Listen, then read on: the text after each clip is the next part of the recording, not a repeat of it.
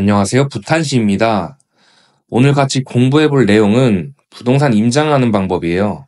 이 영상 하나로 임장의 모든 것을 알려드리겠습니다.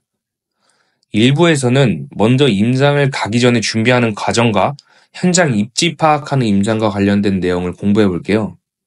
먼저 임장 지도를 만들어야 해요. 네이버 지도에 관심 지역을 아파트 이름 정도 보이는 크기로 확대를 해요. 그리고 화면을 캡처해서 한글 파일로 옮겨 뽑는 거예요.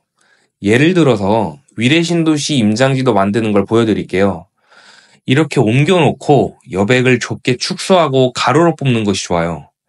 그리고 동네가 넓다면 이렇게 반씩 잘라서 캡처 후 프린트하면 됩니다.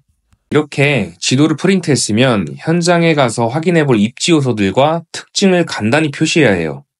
먼저 대장 아파트의 위치, 세대수, 연식, 매매 전세 시세 정도는 표시하는 게 좋아요. 대장 아파트가 이 정도 상품성을 가지고 있구나, 그리고 이 정도 시세이구나 라는 것을 인지하고 시작하는 거죠. 그리고 현장에서 주의 깊게 봐야 하는 여러 가지 요소들을 표시해야 해요. 가장 중요한 교통환경, 상권, 학원가, 일자리 위치, 확정된 호재, 정비사업 진행구역, 호수공원, 그리고 혐오시설 등 이렇게 아파트 가격에 영향을 줄 수 있는 요소들을 표시해놔야 해요. 나중에 임장을 나가서 이 특징들을 직접 눈으로 확인해 보는 거죠. 마지막으로 임장 루트를 표시하는 거예요. 시작점은 상급지부터 하급지 순서로 하는 게 좋아요. 그래야 장단점과 상급지인 이유, 하급지인 이유가 자연스럽게 비교되거든요. 네, 이렇게 임장 지도는 다 준비가 된 거예요. 여기서 주의할 점은 임장 지도를 너무 꼼꼼하게 하려고 하지 마세요. 임장 지도에 에너지를 많이 써버리는 경우가 많은데 우리가 색칠 공부하는 게 아니고 현장 분석을 위한 기본 도구로만 준비하는 게 좋아요. 네, 그러면 임장 지도를 가지고 현장에 나가서 무엇을 분석해야 하는지 알려드릴게요. 가장 먼저 동네를 걸어보면서 이 동네가 가지고 있는 특징을 느껴보세요. 주로 거주하고 있는 연령대가 젊은 사람인지, 아니면 어르신들이 대부분인지, 아니면 남녀노소 다양한지 살펴보는 거죠. 또 아파트 밀집 지역인지, 아니면 아파트 단지 주변에 구도심 빌라가 둘러싸여 있는지도 살펴보고, 반대로 동네가 택지지구로 형성돼 있어서 깔끔한 느낌은 나타내는지도 살펴보는 거죠. 구축 동네라면 정비가 잘 되어 있는지, 낙후도가 심하지는 않은지 살펴보고요.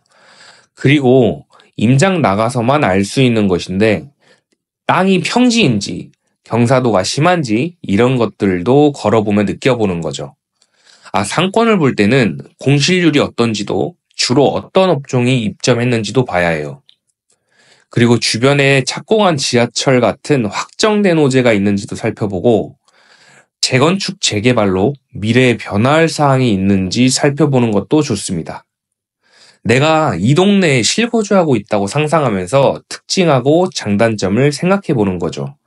참고로 이것들은 임장 한 번만에 끝낼 수는 없고 그 지역을 반복해서 임장하면서 느껴보세요. 그리고 이렇게 분위기를 느낀과 동시에 입지 요소들을 확인해야 해요. 첫 번째는 근처 일자리 또는 일자리에 연결되는 교통편을 봐야 해요. 먼저 해당 지역에 대기업 본사들이나 연구소들이 많다면 이 고소득자들이 주변에 거주하면서 전셋값이나 매매값을 더 높은 가격에 형성하는 거죠. 근처에 일자리가 없다면 핵심 일자리 지역으로 빠르게 연결되는 교통편을 잘 살펴봐야 되는데요. 특정 아파트부터 직접 지하철역까지 한번 걸어보세요. 출퇴근 시 얼마나 빠르게 지하철역에 도착할 수 있는지 확인해 보는 거예요. 두 번째로는 학군과 학원가 위치를 확인해 보는 건데요. 아이를 키우는 가정에서 가장 선호되는 입지 요소죠. 학원가 같은 경우에는 어떤 위치에 얼마나 큰 규모로 형성돼 있는지 상권 안쪽 건물까지 들여다보는 것이 좋은데요. 그리고 상권이 학원이나 병원 등 유해시설이 없는 상권으로만 형성돼 있는지 살펴보는 것도 중요합니다. 유흥시설과 공존하는 상권보다는 학원, 병원으로만 형성된 상권이 인기가 더 좋아요. 그리고 합군 같은 경우에는 해당 아파트가 어떤 학교에 배정을 받는지, 그 학교의 면학 분위기는 어떤지 살펴보는 것인데요. 이 부분은 2부 중개소 임장 영상에서 좀 더 자세히 다뤄볼게요. 세 번째로 자연환경 및 편의 인프라 위치와 혐오시설 위치들을 살펴보는 건데요.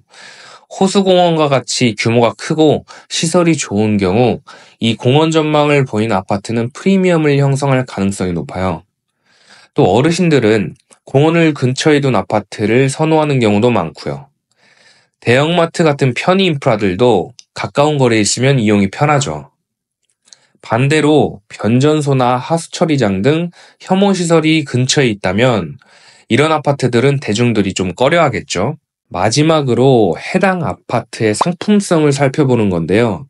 신축인지 구축인지, 세대수는 얼마나 큰지, 구축인 경우 주차장 여유는 있는지 이런 것들을 확인해 봐야 해요.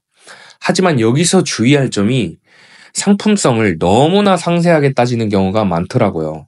사실상 아파트 가격을 결정하는 요소들은 위에 언급했던 동네의 분위기와 입지 요소들이에요. 그렇기 때문에 조경, 구조, 브랜드, 커뮤니티 등 너무나 상세한 것들을 먼저 보려고 하지 마세요. 입지 요소가 비슷한 경우 후순위로 상품성을 고려해서 아파트를 선정하는 것이 좋아요.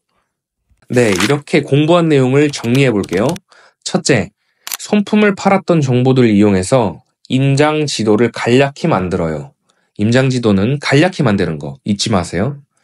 둘째, 실거주한다 생각하고 해당 동네의 특징과 분위기를 살펴봐야 돼요. 여러 번 임장하면서 느껴보세요. 셋째, 여러 가지 입지 요소들을 확인해서 해당 아파트가 왜 이 가격을 형성하는지 이유를 생각해 보는 거죠. 마지막으로 상품성을 살펴보면서 아파트를 골라보는 거예요. 입지 요소의 상품성을 접목해 골라보는 거죠. 이렇게 임장하면 실패하지 않는 내 집 마련을 할 수 있을 거예요. 네, 오늘 영상은 여기까지입니다.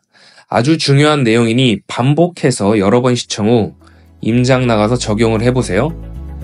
2부에서는 중개소 임장과 임장 정리에 관한 내용을 다뤄볼게요. 구독과 좋아요 눌러주세요. 힘이 됩니다. 감사합니다.